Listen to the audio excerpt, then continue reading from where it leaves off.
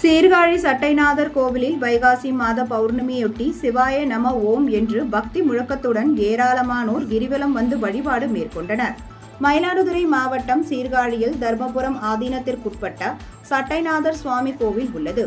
இக்கோவிலில் சிவபெருமான் 3 வடிவங்களில் பக்தர்களுக்கு காட்சியளிக்கிறார். திருஞான சம்பந்தர் ஞானம் பெற்ற தலம், காசிக்கு இணையாக அதிர்ஷ்ட பைரவர்கள் அருள்பாலிக்கும் தலம் என பல்வேறு சிறப்புகளை உடைய இக்கோவிலில் வைகாசி மாத பௌர்ணமி தினத்தை முன்னிட்டு கிரிவலம் நடைபெற்றது.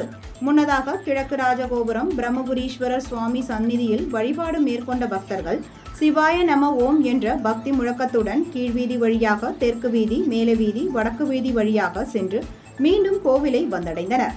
கிரிவலத்தின் போது ஆபத்து காத்த விநாயகர், கணநாதர், சொர்ண பைரவர், சித்தி விநாயகர், கோமலவல்லி அம்மன் ஆகிய கோவில்களில் பக்தர்கள் கற்பூரம் ஏற்றி வழிபட்டனர்.